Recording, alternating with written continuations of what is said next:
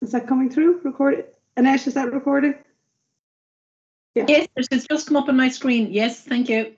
Okay, lovely. Thanks.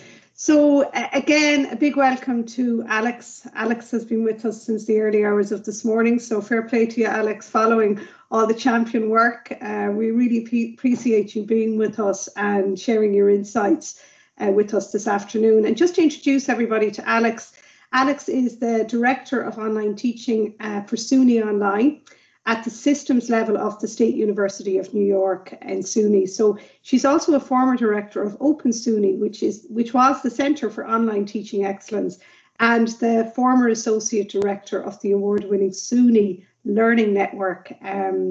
So she has worked with 64 of the SUNY institutes. It's amazing how many campuses make up the SUNY University Group in New York State.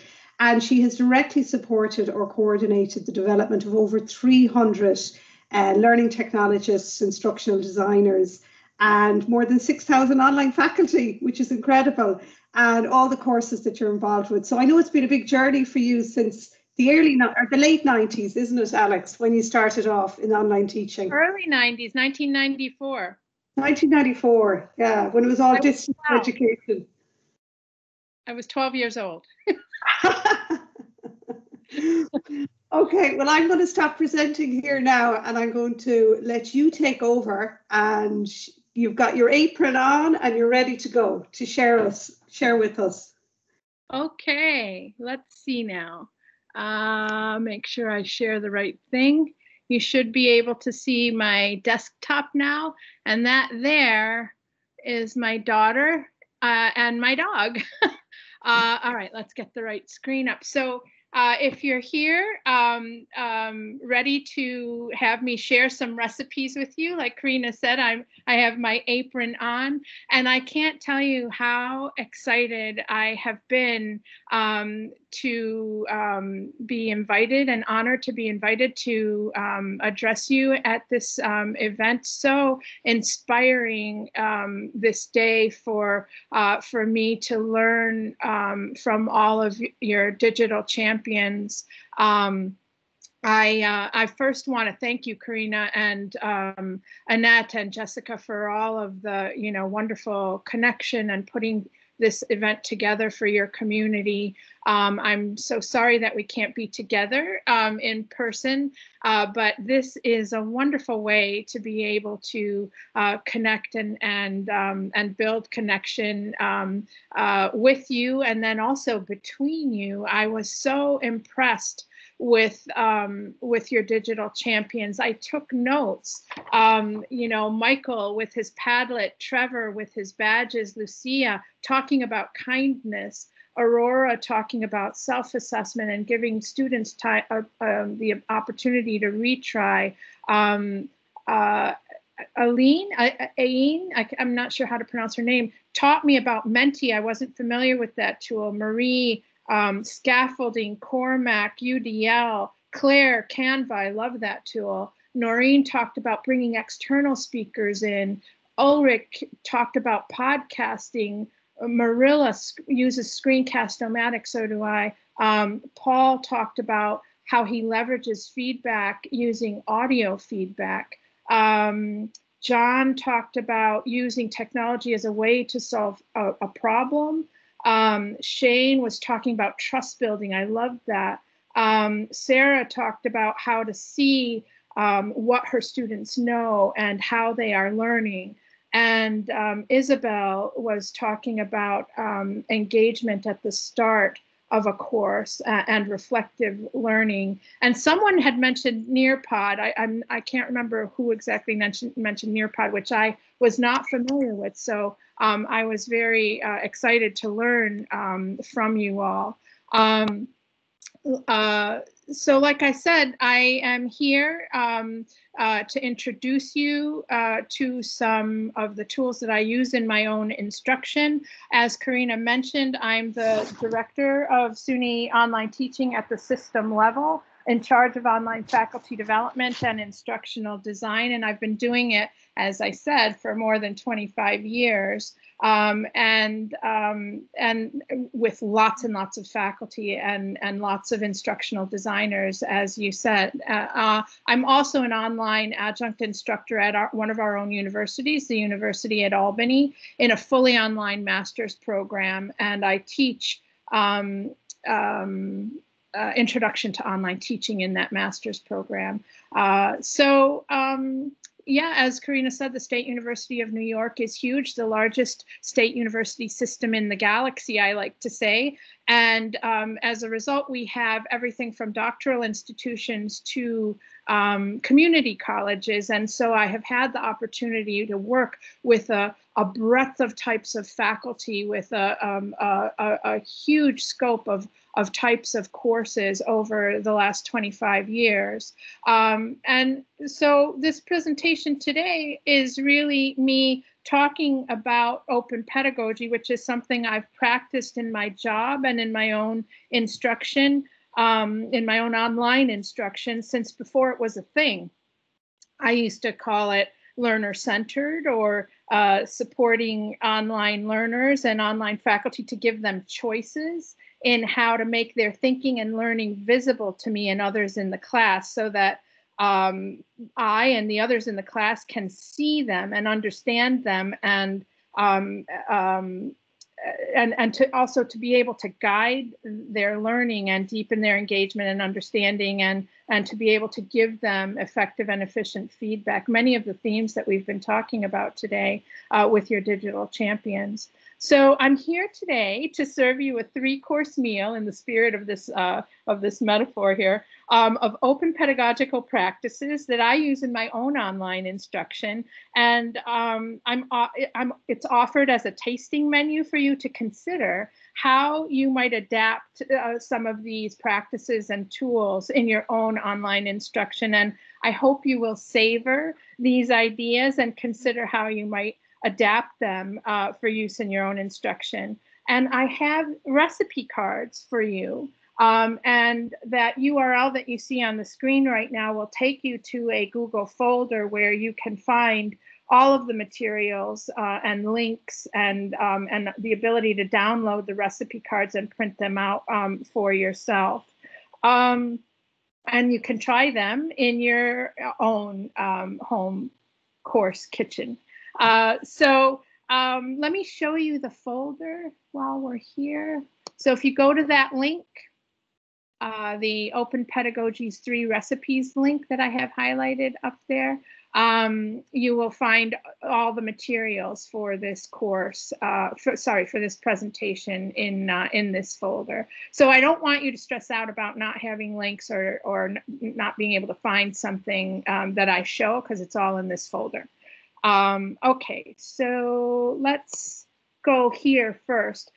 This is a picture of the front of my house a few weeks ago when we had 30 inches of snow.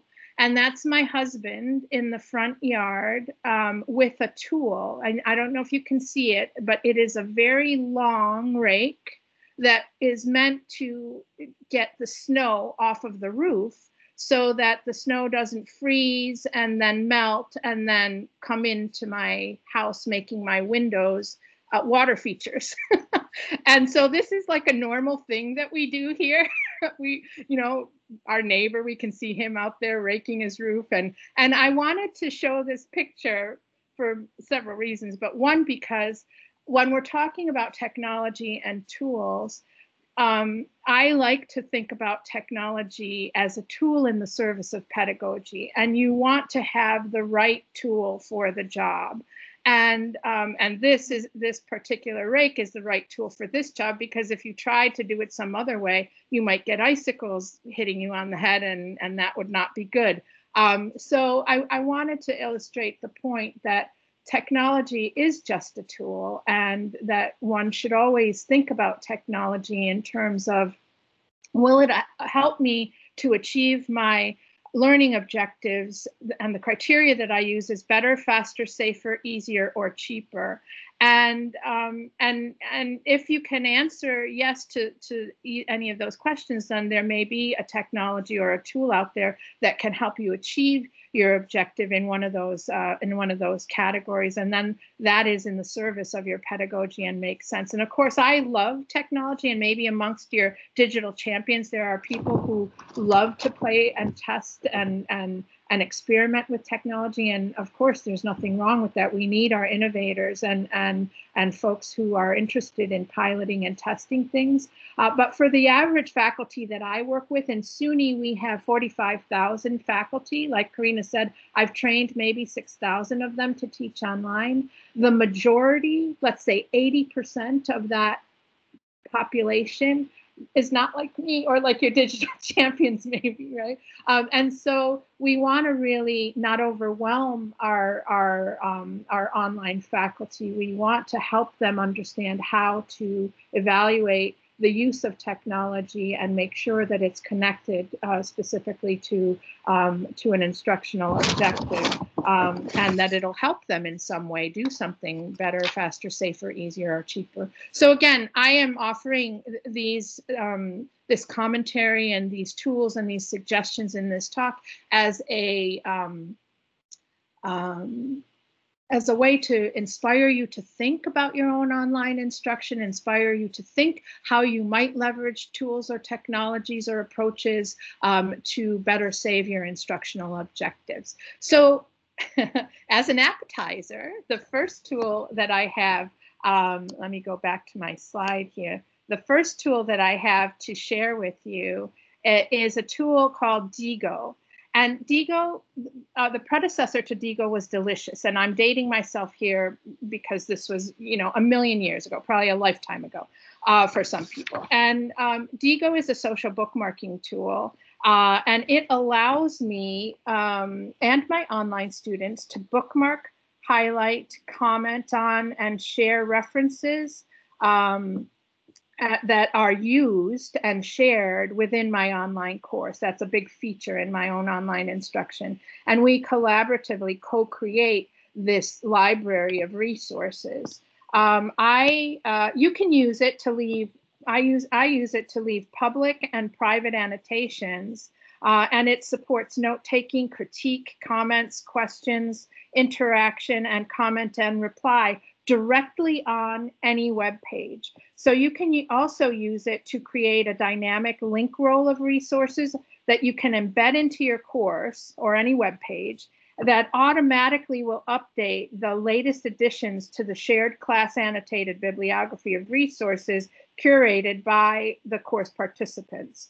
Access to that bibliography then remains available to the students beyond the end of the term. And this is one of the reasons that and it was mentioned by some of your digital champions, that giving students access, and I think it was in ePortfolio that this was mentioned, but giving students access to the stuff they create in your course beyond the end of the term, for me is one of my objectives or my rationale behind using some of these tools.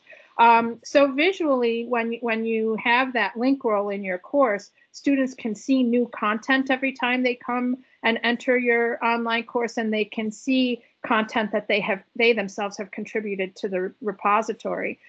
So this tool also helps me be more efficient in providing feedback, and I'm going to show you this tool in a second and how I do this. So the feedback that I provide on learner-generated work that's posted on the public web, you can use highlights and sticky notes and commenting tools in Diigo, and I use those tools to annotate directly onto online student work. So for example, I use it to leave freestanding comments, highlighted text, color-coded feedback comments that are associated with highlighted text, and floating sticky notes on any online web page for my students and on their course blogs, their public assignments, and feedback. I'm also able to provide feedback, ask questions, provide guidance, crack jokes, incorporate links into for additional resources to supplement the interaction, and highlight and color code passages that are exemplary, noteworthy,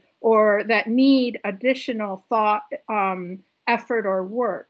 Students are also directed to use these features of the tool with each other in specific assignments as part of the course, and they have the option to do it in addition to assignments. Using Diigo, my students and I, as I mentioned, co-create an annotated bibliography of shared resources that persists beyond the end of the term and outside the boundaries of the learning management system. So I want to show you the recipe card for this that you can download.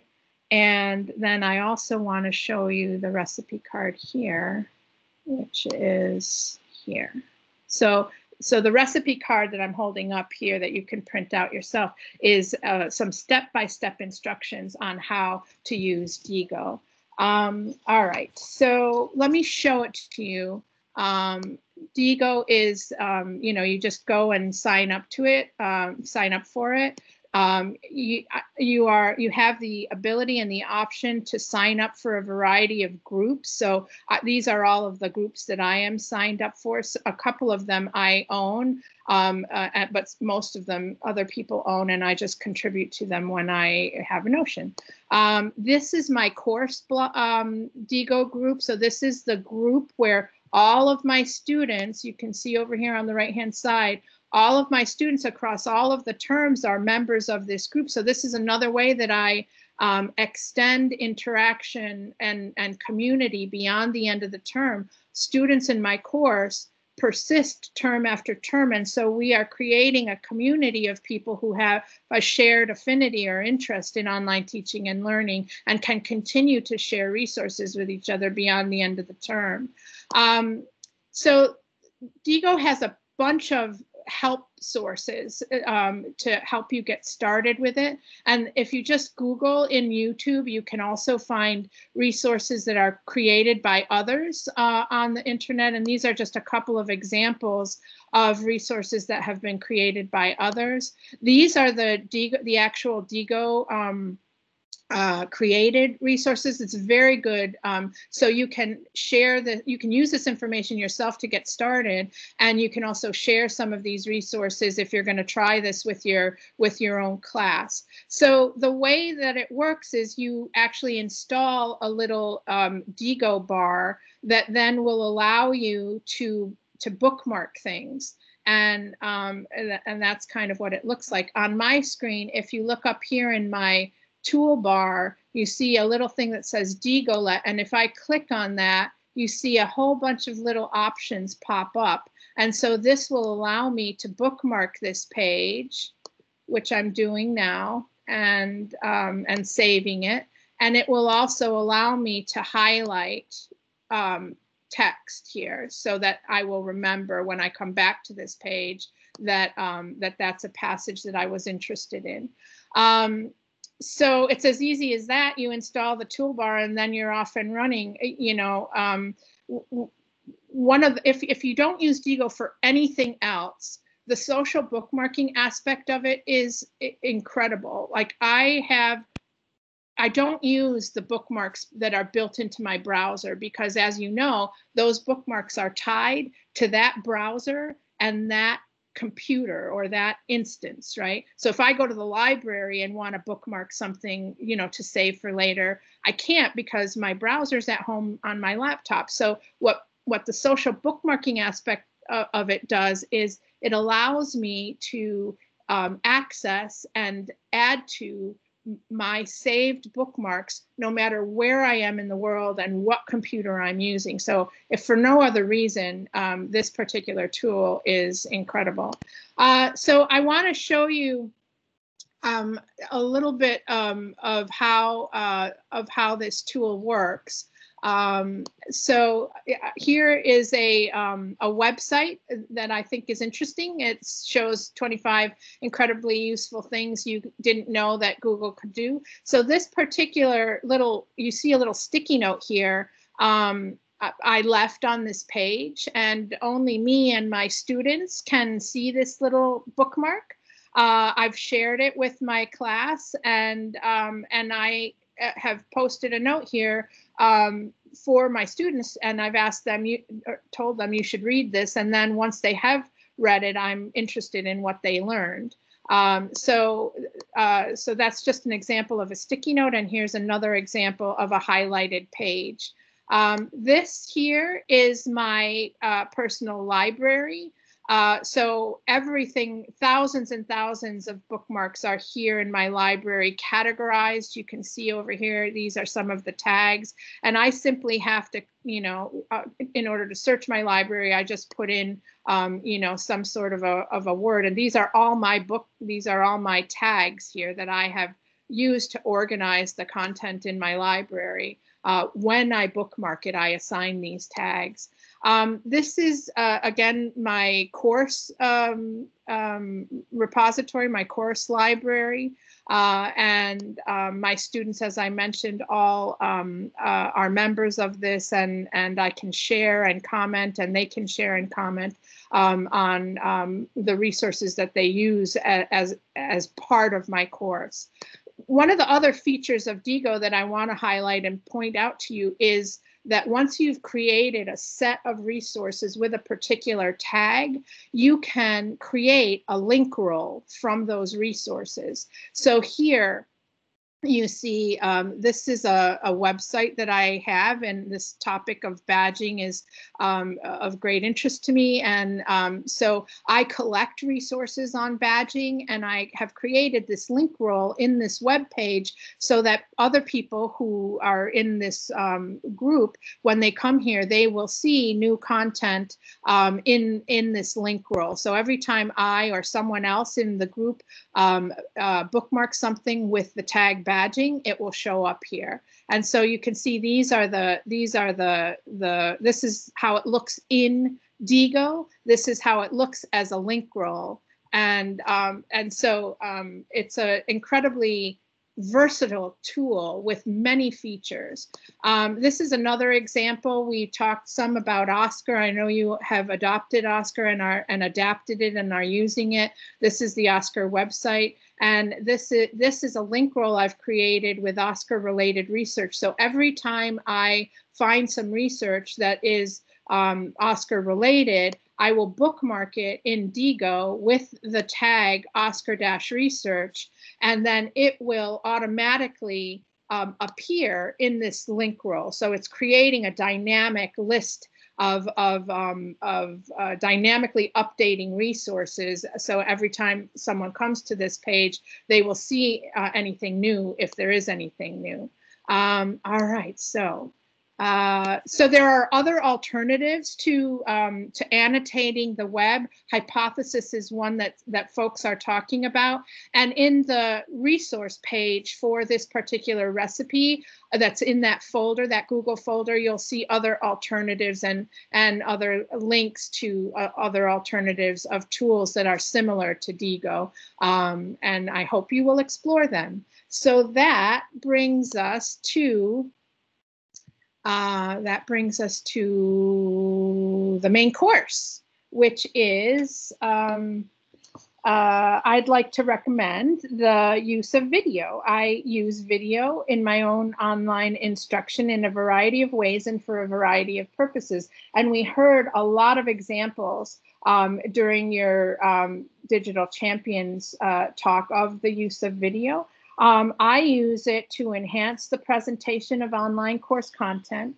I use it to facilitate engagement and interaction with course materials between learners in the class and with learners in the class. I use it to enhance the presentation of the feedback that I provide.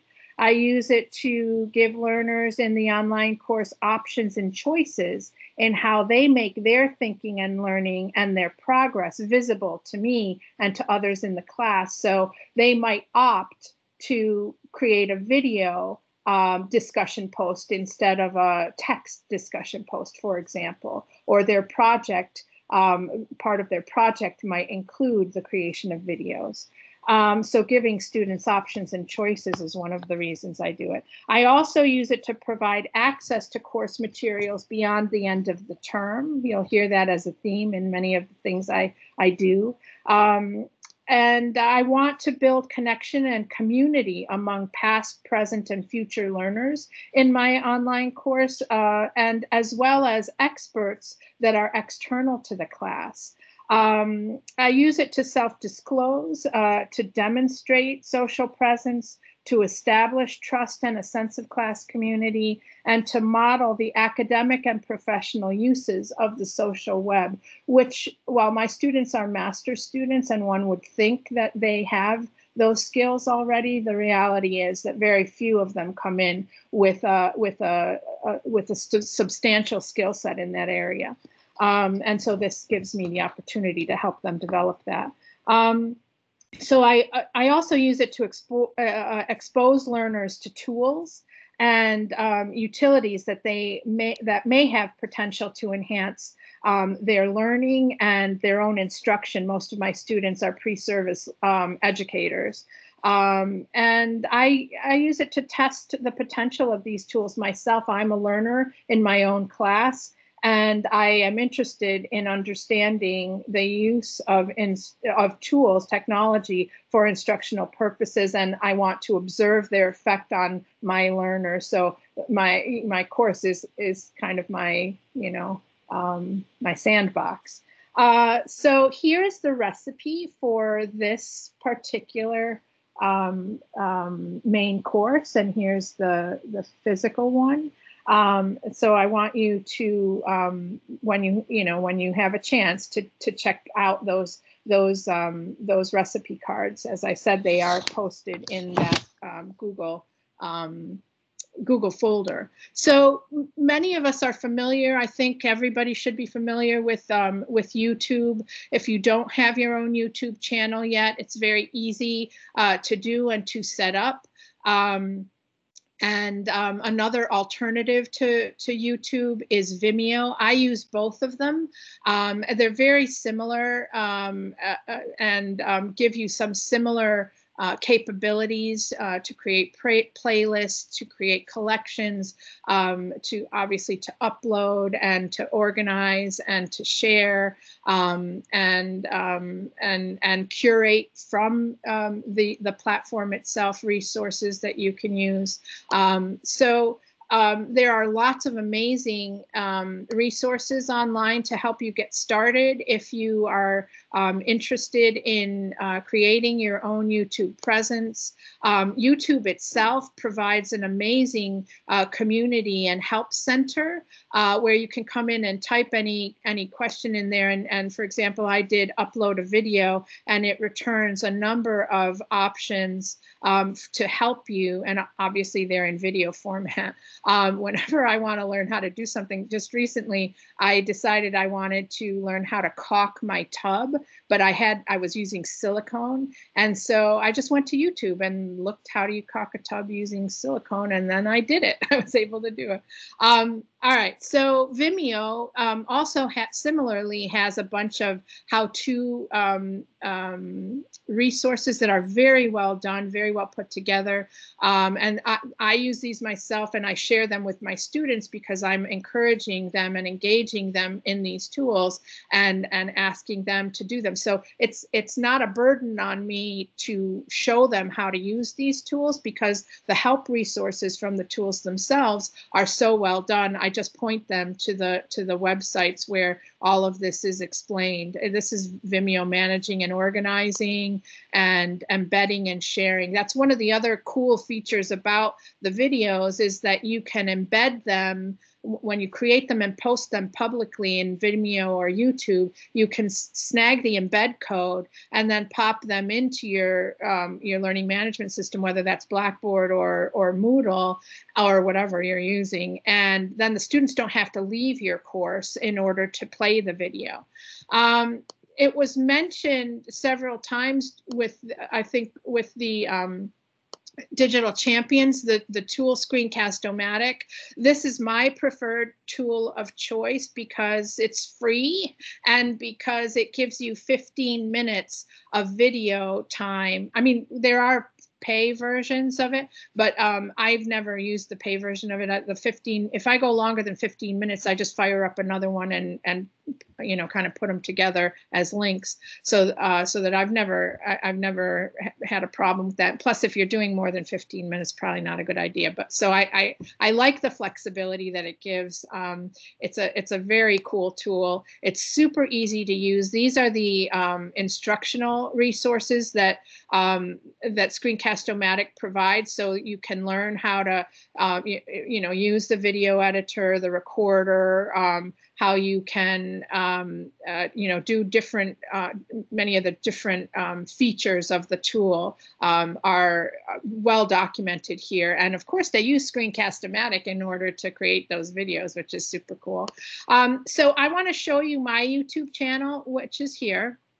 I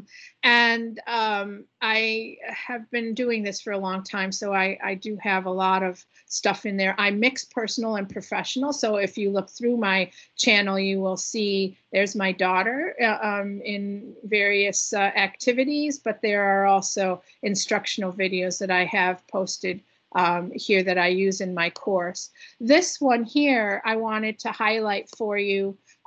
This is, someone talked about bringing experts. It was Noreen who talked about bringing external experts into the course. And I wanted to show this one in particular because this is one of the first ones I did. It was quite a long time ago now. The date on here is not accurate because I actually did this initially in a different tool. I think the actual date was, I'm not entirely sure when it was. It was a while ago.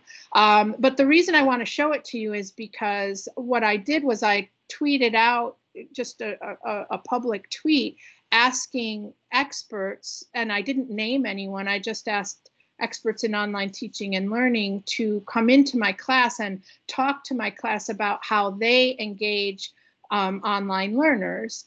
And in the early days of Twitter, it was an incredible community of people who you could find people who were very like-minded, and there was a very engaged education community in there. And so I had George Siemens respond, and I met him in Twitter. I now know him personally, and all these people I now know personally, but initially I met these people through Twitter, and George came into my class and by video. So he recorded a video and shared that video with me.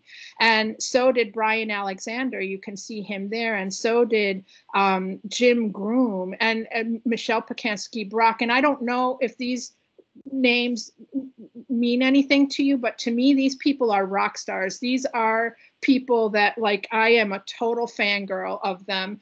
Still, even, I mean, we're friends now, but I totally fangirl over all of these people. I want to show you a little bit of George's presentation. And just want to say a quick hello to you. And again, I appreciate the opportunity I had to speak to the SUNY network earlier this year. And a quick hello to your students as well. And I guess the topic, I had a chance to look through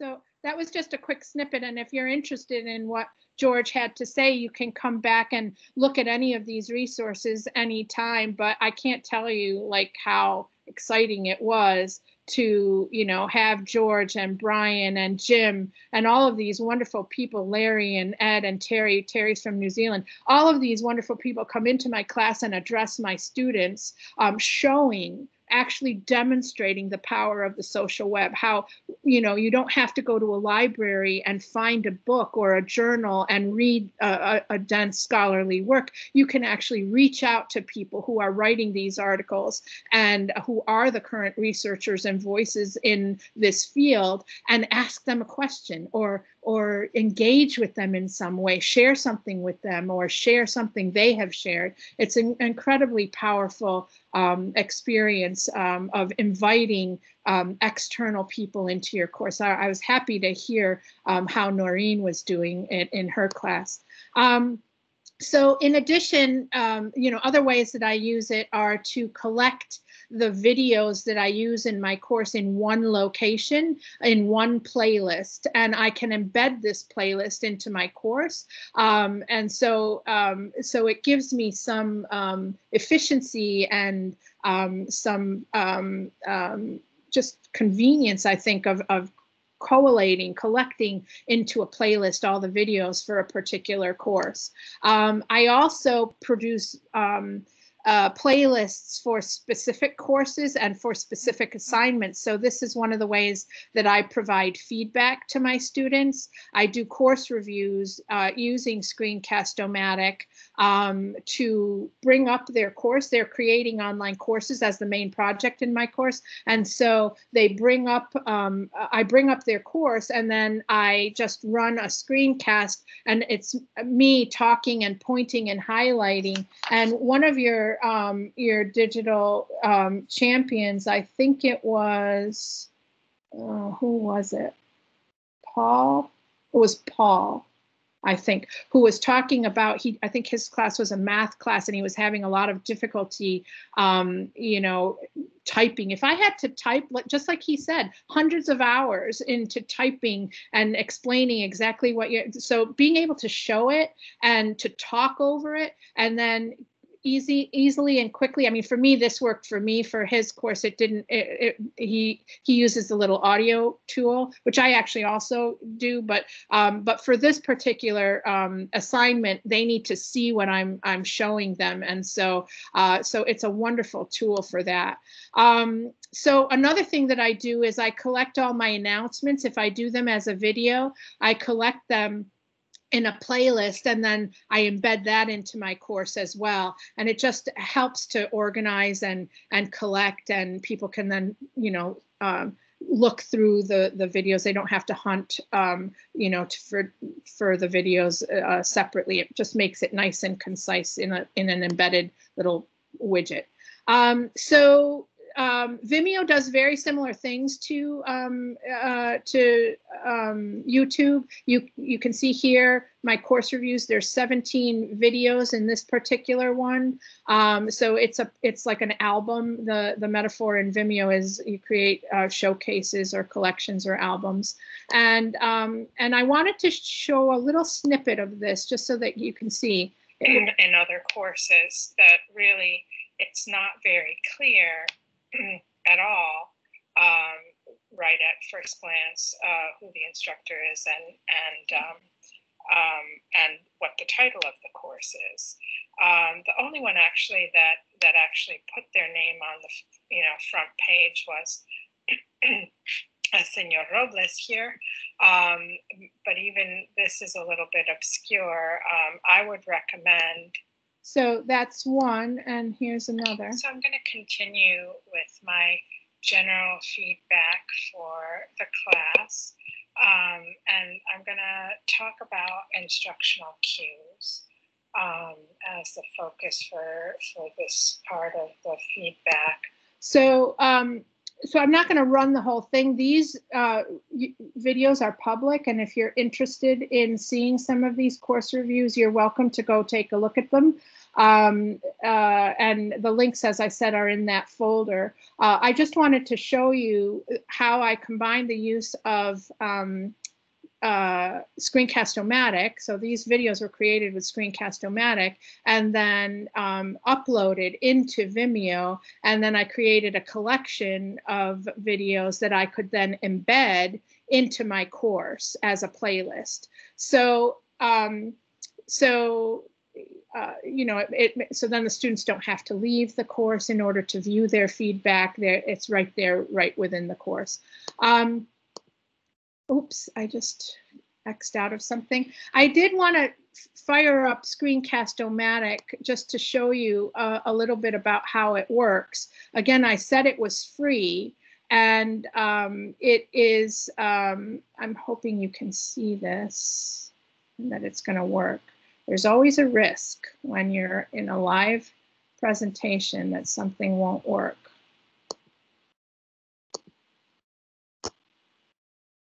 I don't see it working.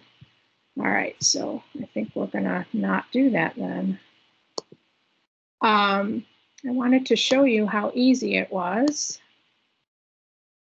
And just try that again.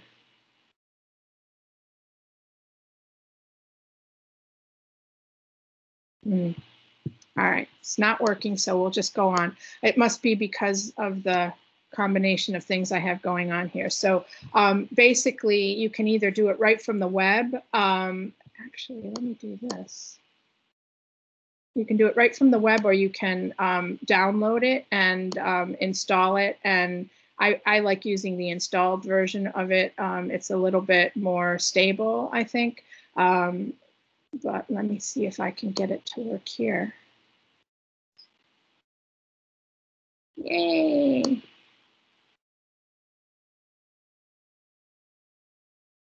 It's launching.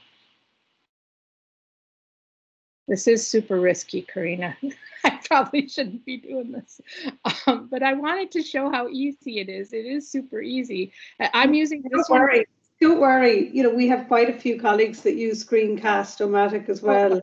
So don't worry if it doesn't work. Okay.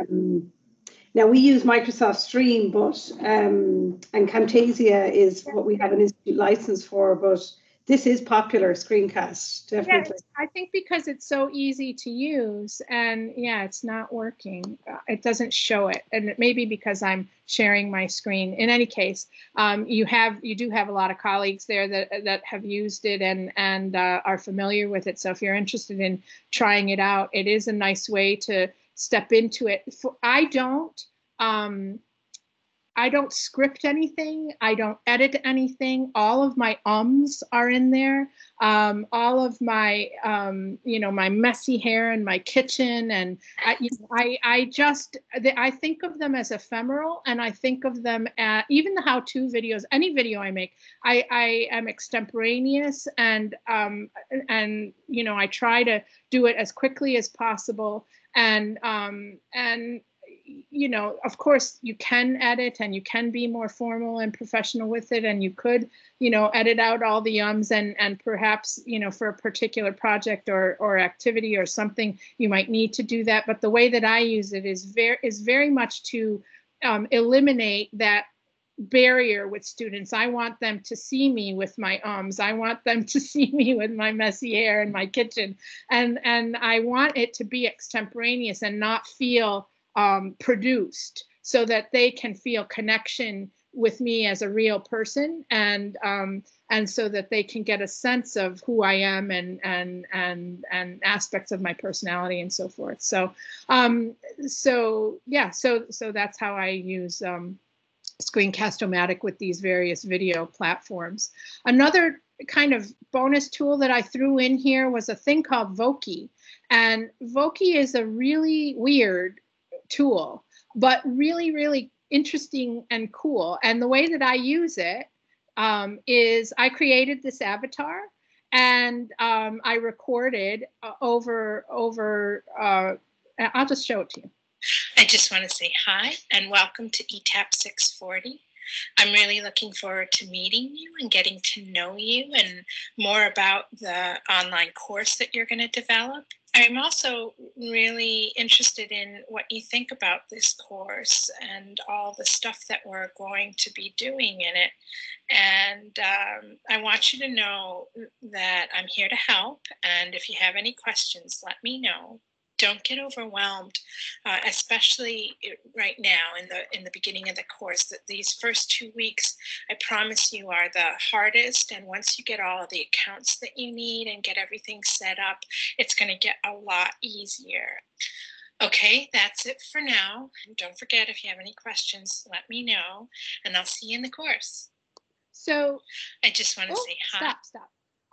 So one of this is a weird thing, right? It's kind of weird. And you can have it be a dog. You can have it, you can choose whatever kind of avatar you want.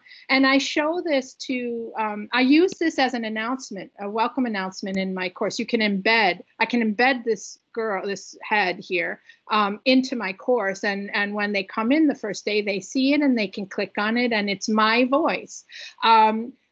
We then have a conversation about the digital presentation of self in my course, and how people can represent themselves as avatars, and sometimes use non-human avatars as representations. And we also have a conversation about privacy and about managing your digital footprints and how you present yourself in an online environment. So this tool, the way that I use it is for an introduction and for an announcement at the start of my course.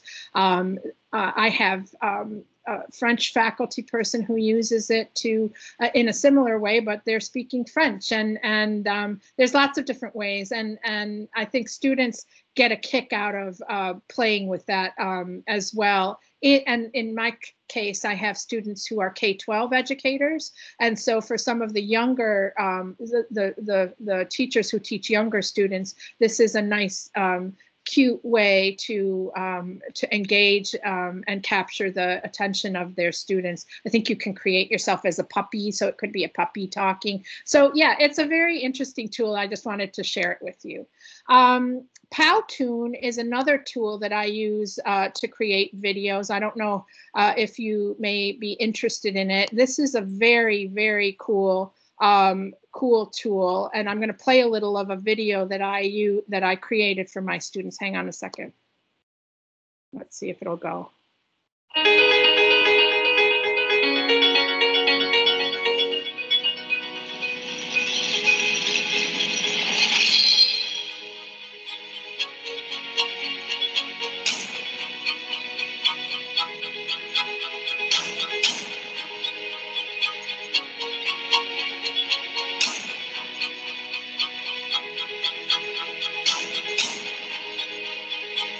All right, I'm gonna pause that.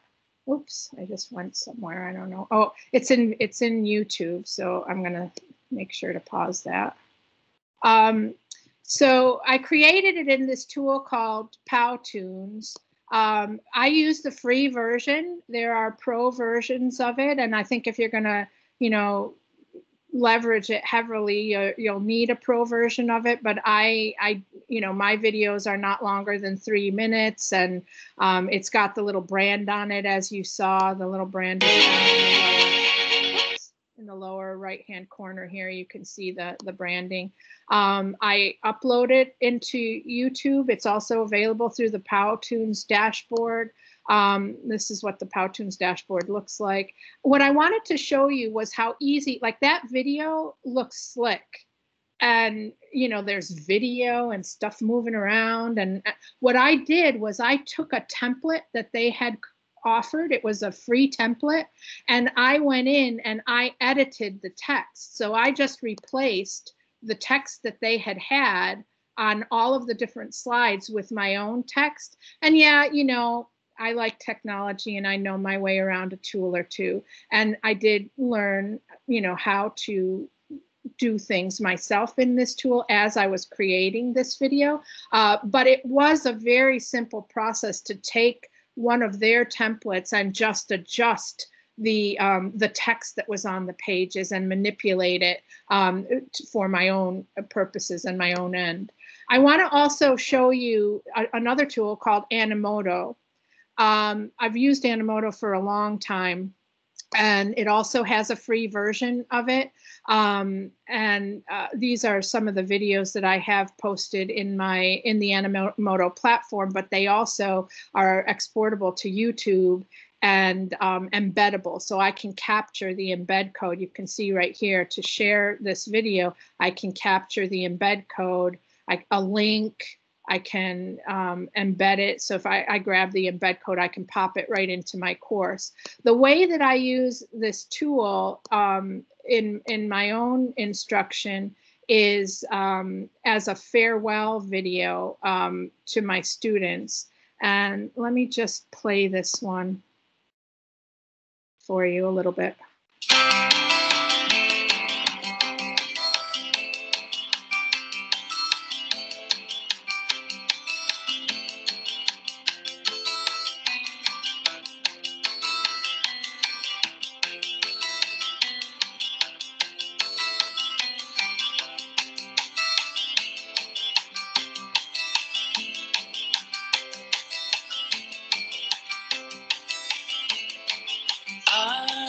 Picture in my head of your house.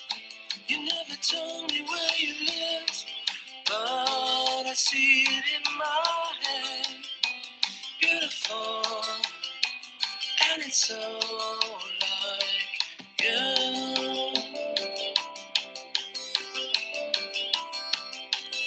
All right, I'm going to pause that there. You're welcome to come here to this site and look at any of these videos. You can see that I have several of them that say these are my students. I've done for many years now, I've done videos to create a sense of closure at the end of my course. It's my gift to my students as the course ends. I help them to see that I got to know them as people, and that I valued the learning community that we created, and that I really understood who they are at their core in terms of their selves as educators. And it's just, you know, there's many, many ways to do this, to close a course. And so this is just an example of one way and the way that I do it. As a bonus, I wanted to share with you a tool called VoiceThread. And this is another way that I break the ice in my course. This is a tool that allows you to interweave video with slides, with text comments and voice interaction in a very, very slick package and a cool way. So this is my daughter several years ago. You saw her with blue hair when we first started. She's 19 now. She was probably 11 or 10 in this video. But when I did this, I used an interview that I did with her that was unrelated to my course. I had, you know, done this little video of her interviewing her about me. And then when I started, you know, thinking about breaking the ice with my students, I incorporated that interview into my course so that my students could be introduced to me through the eyes of my young daughter. And then I asked my students, and you can see here this tool, VoiceThread, you can see these little icons along the left. These are all my students interacting and adding comments on this particular video. And they can do that in text, and they can do that in video, and they can do that in audio. And they can also, VoiceThread will give you the ability to put your own phone number in there, and then VoiceThread will call that phone number, and you can leave a voicemail message, and it pops up here on top of the VoiceThread. And the cool thing about it also is that you can embed it into your class. So so the student doesn't have to leave the course. And when they come to the course, they will see like a widget that has it looks essentially like this. I'll play a little bit of this for you so you can see if it works. All right, are you ready? The first question is, what is something your mom always says to you?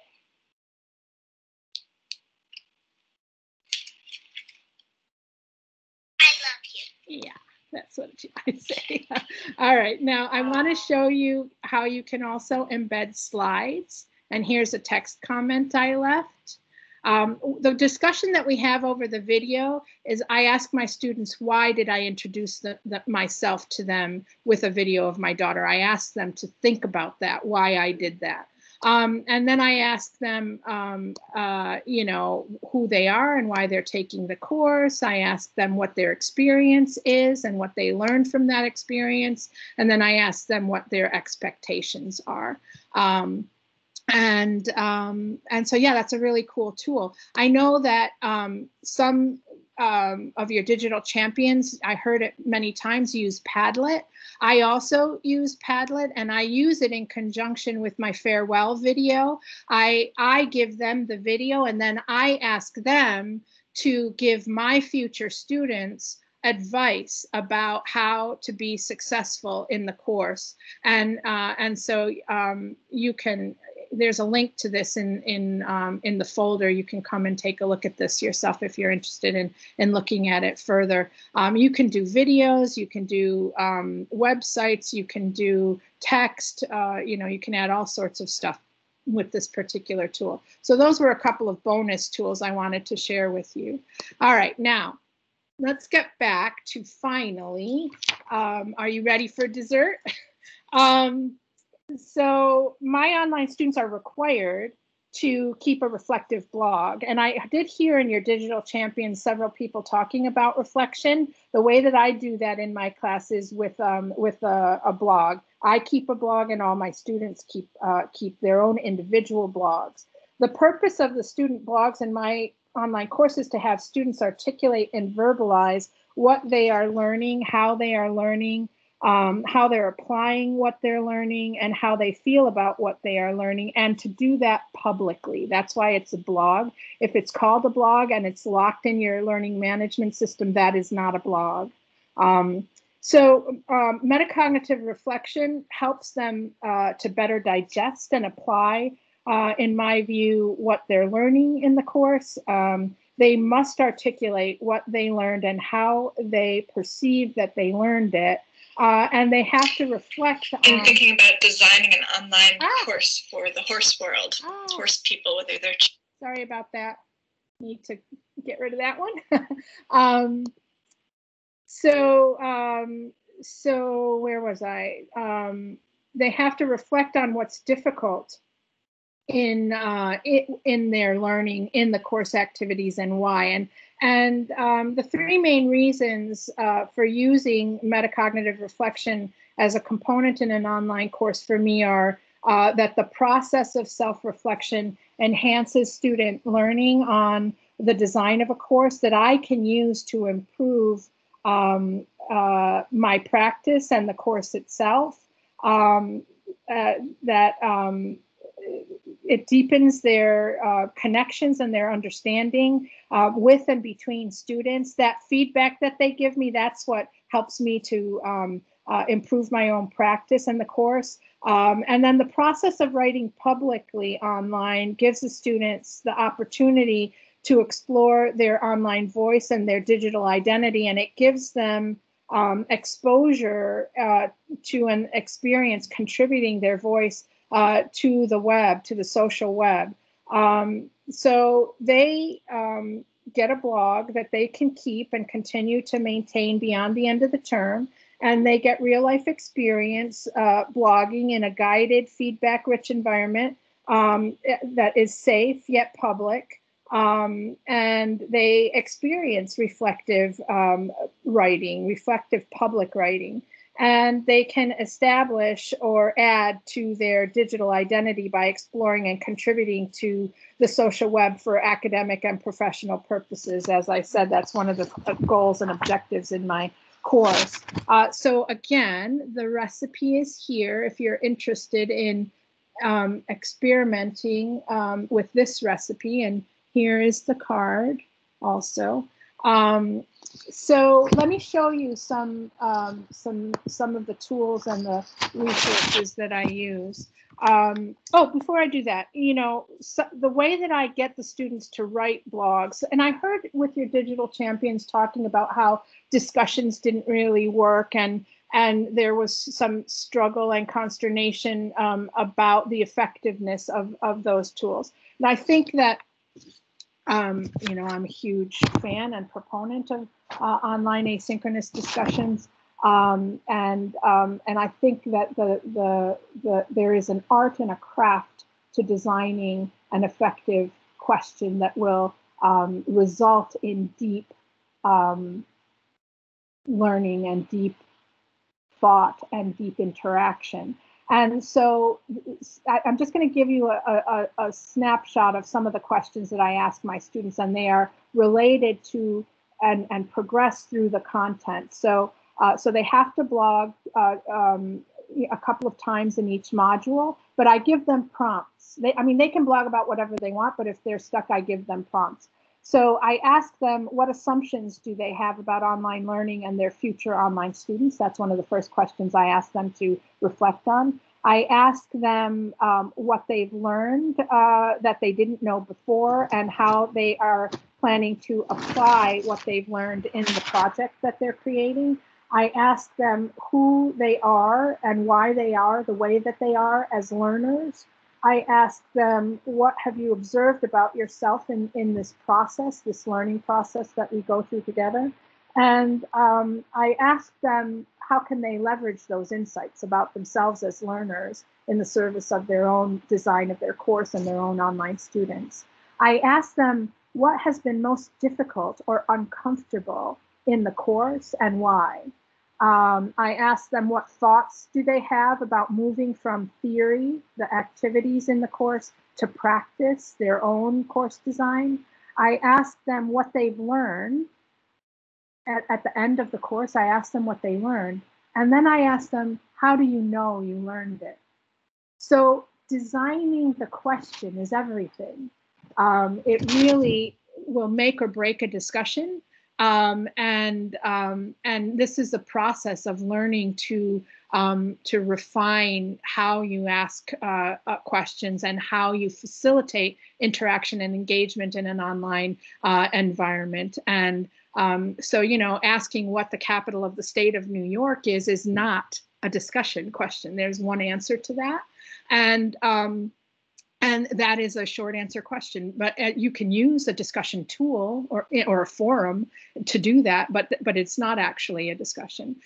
So getting good at creating the questions and facilitating interaction. I always tell faculty and my own students, you know, when you're responding to a discussion question, start it with someone's name. Address it to someone. If you're the instructor, you need to establish connection, not reinforce the barrier of the technology and distance. I also always end a discussion with a question so that the question keeps going. And what I'm trying to get, and I model that for my students, so then they start doing it. And they are actually, with a blog grading rubric, which I'll show you in a second, they actually you know, get rated on, you know, how they construct their responses. And so by modeling it, you train the students in how to think about what they are thinking about and what they're asking about and what they're presenting and how. All right, let me show you a couple of things. Oh, just to let you know, we're at 3 o'clock. Okay. Oh my goodness. I have just a few more things, and I do want to have some questions. We'll finish and we'll record it. If people have to go, that's, you know, unfortunate, but keep talking and we'll record it. Thanks. So the tool that I use is EduBlogs, and the reason I like EduBlogs is because it has kind of an educator skin on it. All of the, you know, references and documentation is assuming teachers and students, so that's why I use EduBlogs. But there is, and EduBlogs has a ton of very, very helpful help documents to help you learn how to use the tool. And again, it's free. It's basically WordPress. It's exactly WordPress, only with an educator's skin on it. And you can use WordPress as well. And this is some documentation on WordPress, very good documentation. And so you don't have to worry about teaching your students how to use these tools. You simply ask them to do it and send them the links to how, you know, to the how-to documentation. So I wanted to show you my blog here. And so as I ask my students to blog, I also blog along with them. And I just wanted to share and showcase that. And I'm also using it as a model, right? So students can see how I'm doing it, and then they can apply that in their own blogs. I wanted to show you here that one of the other things that I do is that I create links to all of the student blogs from past semesters, current semester and past semesters, so that students can continue to check in on each other. We create quite a sense of class community in my course, and my hope is that they will continue to practice reflective writing, reflective public writing beyond the end of my class. And some of them do. So I provide those links there on my main blog.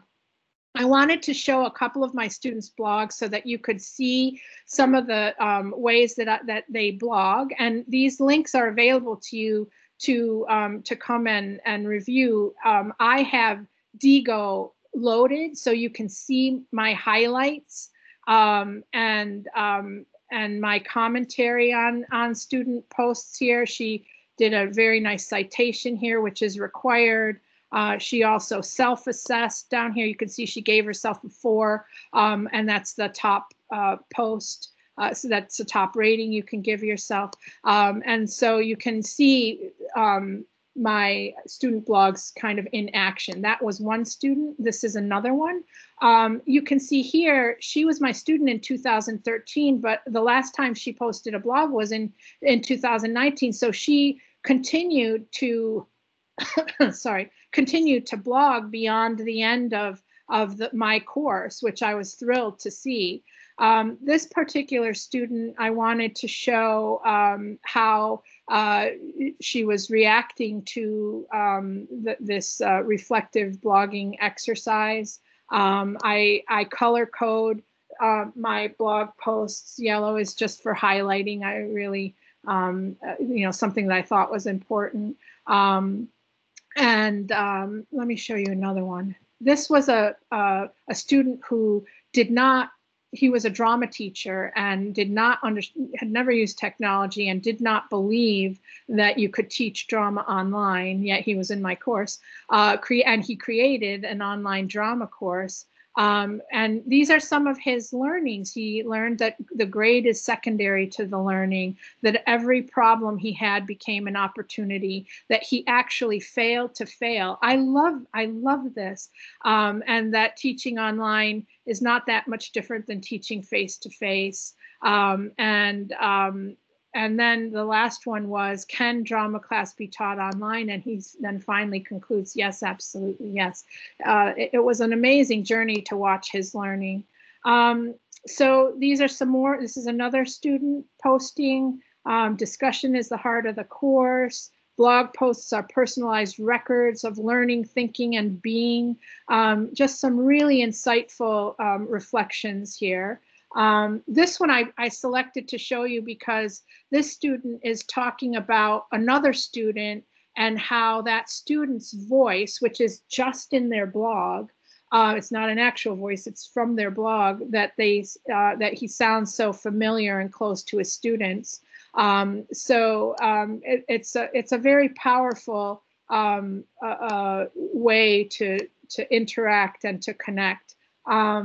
And so this student is talking about intending to continue to blog, which I was very, very happy to see. She's a PhD student and she had decided to continue to blog throughout her experiences. And then this student, I wanted to show this because she was talking about reading another student's blog and agreeing with it. She's actually quoting from another student and agreeing with it. And then she made this wonderful quote that is a quote from Confucius. This student is an international student from Singapore, and I love this. Every truth has 4 corners. As a teacher, I give you 1 corner, and it's for you to find the other 3. And another student came in here and said, "Wow, Confucius said that." This is a student who happens to be Chinese and didn't know that. So the students are in there interacting with themselves. Both through the comments feature in the blog as well as through Digo, the tool that I use. Okay, we've gotten through our entire meal. And oh, that was delicious. Thank you so much. Thank you so much. I wanted to invite your digital champions and your other participants to join as a friend of SUNY and to join the online teaching community. I have the links here somewhere. Here, I'm gonna grab them and post them in the chat. Yeah, hang on a second. Let me just grab them. They're right here. And then you can join as a friend of SUNY, and we can continue our. Oh, where's the chat? Here. And I don't know where the chat is. Oh, here it is. And it seems to be taking a minute. So let's see if that works. And yeah, there's a little bit of a delay. Yay. Thank you so much, Alex. I wonder if people have questions for you on your recipes. Yes. Any tips? Is there anybody who'd like to ask Alex a question? You can take the mic, and I have a question for you, but I'll just wait until, is there anybody who wants to, take the mic and ask Alex a question? Anyone there putting up their hand? Claire? Hi, Karina. Hi, Alex. I don't really have a question as such. I just wanted to say that presentation was excellent, and I think a few people have commented the farewell video. I think it's just a lovely tip, you know, and the students, you know, I'm sure enjoy that, but also the learning that's involved there for the incoming, you know, final group, and the learning that the group that are graduating or leaving you, you know, by reflecting on the learning that they've had over the year is just really, really good. And it's a great idea, and it's something I could definitely see myself using, you know. So I just wanted to thank you for that, really, you know. You're very welcome. Thank you for saying so, and I hope that you will go to the folder there. I'll pop that in the chat as well, and explore all of these links. Everything that I showed is in there, and you can take your time and you know, look at some of the videos in full, and you know, explore any of the resources that are there. Anything that I've done, I openly license and openly share freely, and I want to make sure that everyone knows that if you see something, you're welcome to copy it, you're welcome to adopt it, you're welcome to adapt it.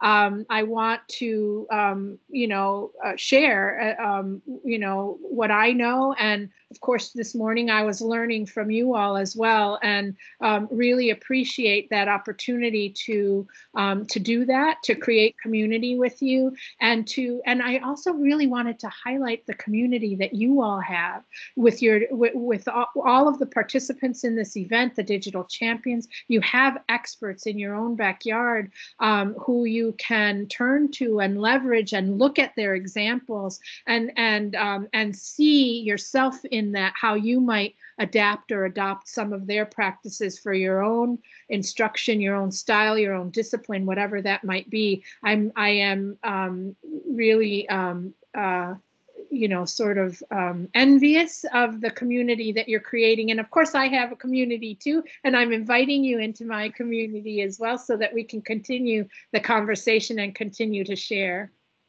Anyone else? Any questions? Any questions or comments? I have a question for you, Alex, which is, I suppose it's thinking about the year that we've just gone through, and there's more to come in relation to COVID. But I suppose, is there any lessons learned? You know, maybe there's 3 or 2 lessons or learned from the whole COVID experience of teaching and learning online in the last year that you want to share with colleagues. So I created a checklist that's based on Oscar, and Karina, do you know this checklist? Have I shared this with you before? So you know, for me, one of your faculty talked about kindness, and I really, that really resonated with me. I'm trying to find my way back to Teams. Where are we? Oh, here we go. Behind there. Yeah.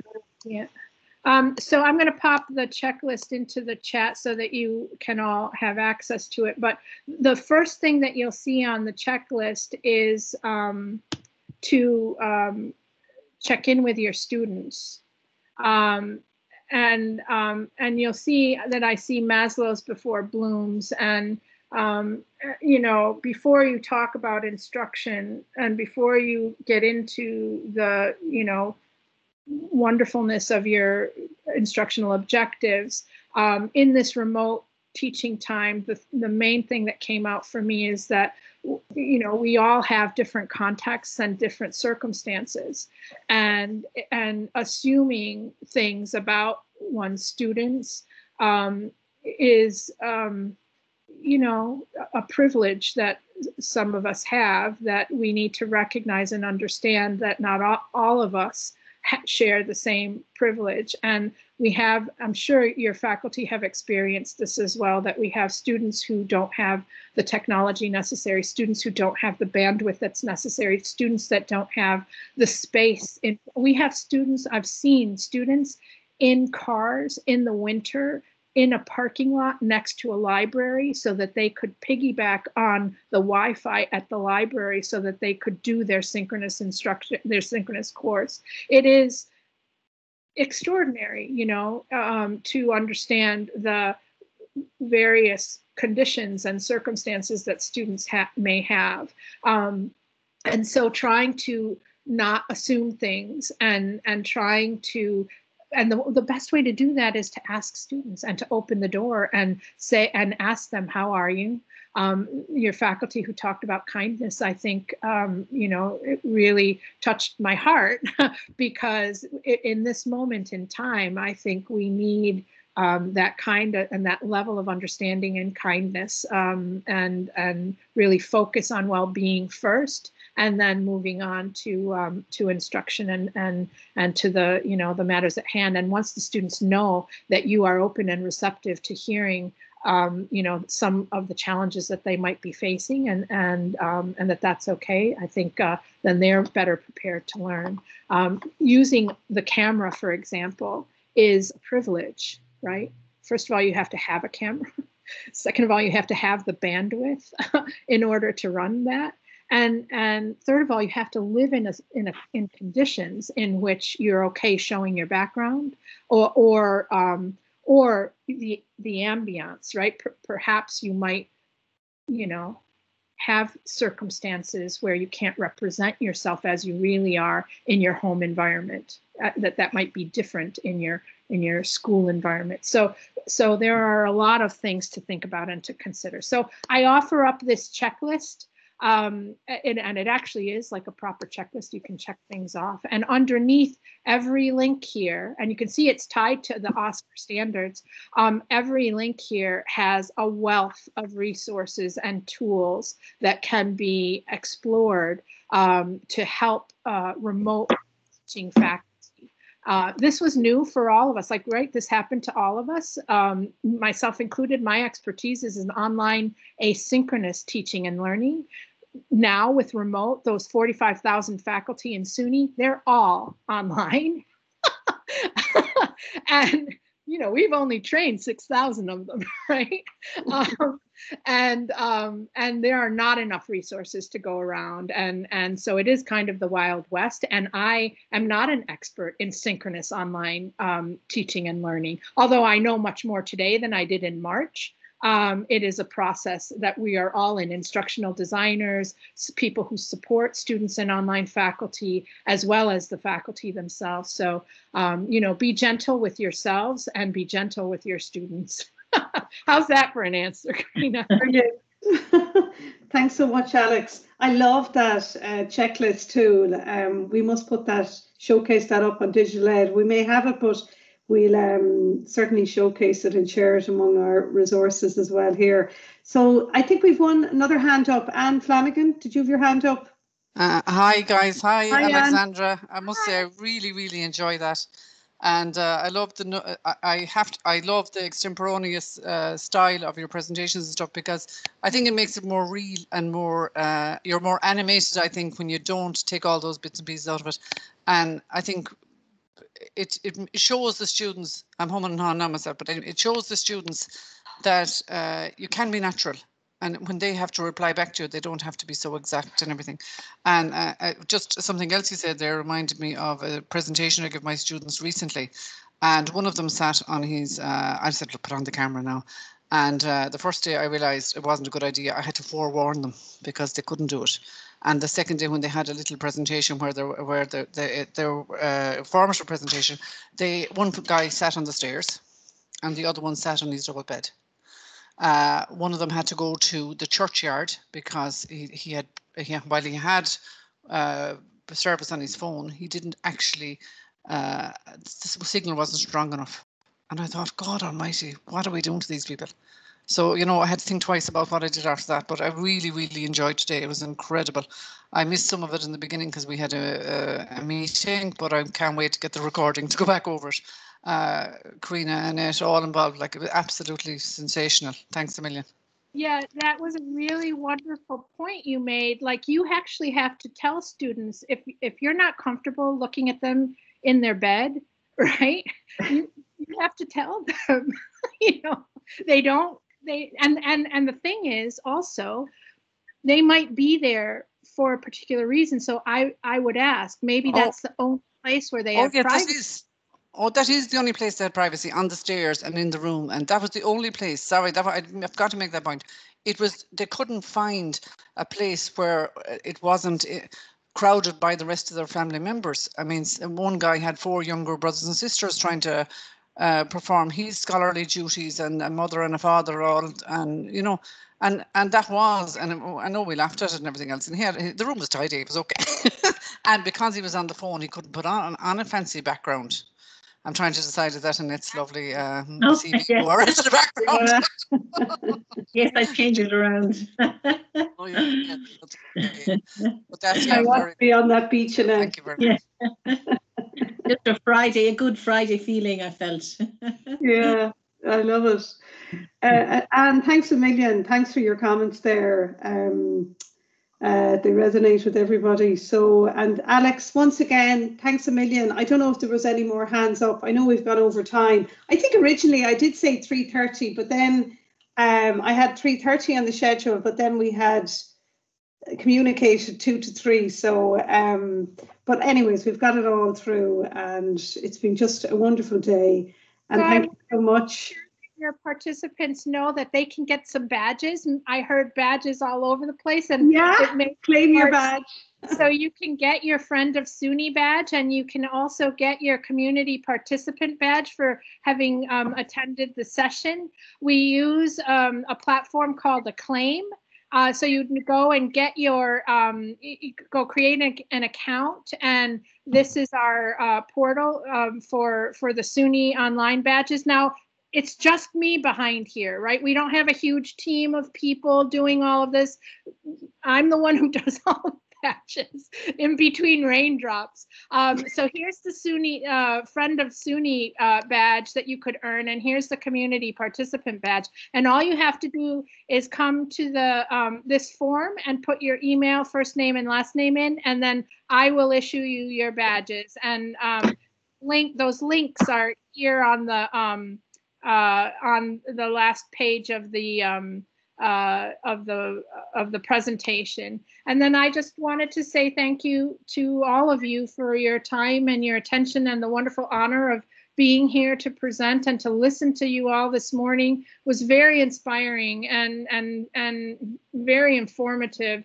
And thank you again to Karina and Annette and Jessica for all the hard work behind the scenes and in front of the scenes. I so appreciate it. Let me get back to here, and I can stop sharing my screen, I think. Anne, do you have your hand up, Anne? Do you want to say something? I do, Karina. I'm just intrigued by the cat at the top of Alexandra's presentation. I think it's a lovely way of showing your personality as one animal lover to another. I just think that I'd love to be able to put that up when I'm presenting, be it a dog or a cat, but the cat is particularly interesting. Let me show you how I do that. So I'm in a browser. This is Firefox, and I think you can do it in other browsers. And I don't know if you can see, I pull down the tools menu in my Firefox browser, and I click on add-ons. And then add-ons, I just come here and you can search for animated kitty. And you can see I've had a couple of them. These are ones I have had installed over time. This is the current one I have.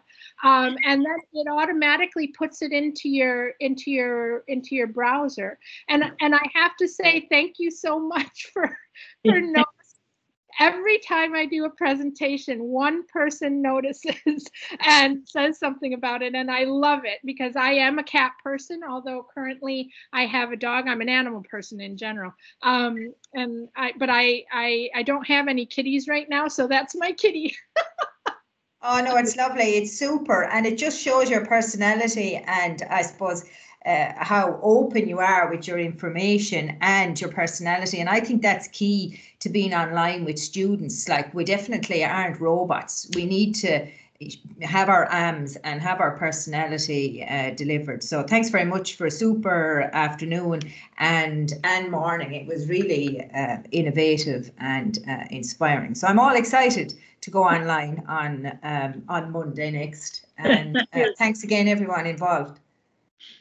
Great. Thanks a million, Anne. So I think we'll have to finish up unless we have more questions or more hands up.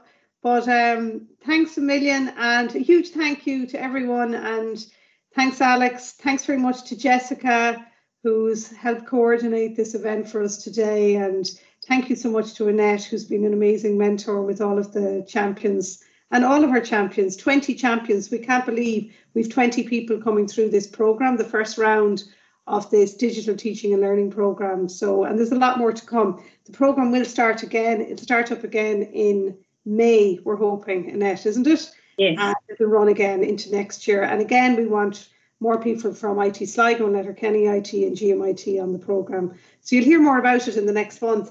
So thanks a million, Alex. And we haven't heard the end of you yet. We're still determined to get you to Ireland. We're hoping before the end of our Digital Ed project in June 2022, it's supposed to end, but we'll be embedding everything into what we do here in GMIT. So we hope we'll have you over then before the end of this project. Amazing. I would love to come visit in person, and so let's hope that can happen. Yeah, absolutely.